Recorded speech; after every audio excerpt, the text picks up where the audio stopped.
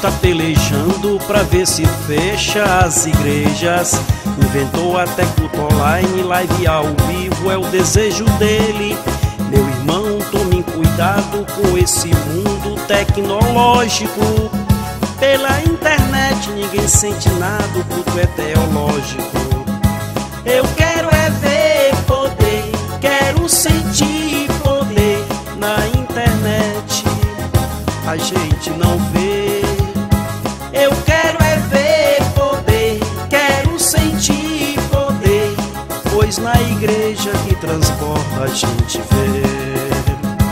Eu quero é ver poder, quero sentir poder na internet. A gente não vê. Eu quero é ver poder, quero sentir poder, pois na igreja que transborda a gente vê.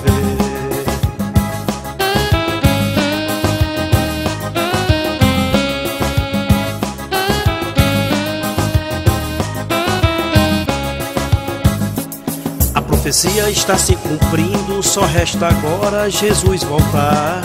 Não se prega mais o evangelho, só falam de prosperidade. O WhatsApp, Instagram, Facebook estão aí, e o povo conectado esquecendo de Jesus.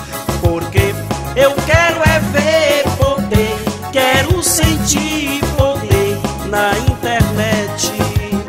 A gente não vê. Eu quero é ver poder, quero sentir poder, pois na igreja que transborda a gente vê. Eu quero é ver poder, quero sentir poder na internet. A gente não vê. Eu quero é ver poder, quero sentir poder, pois na igreja que transborda a gente vê.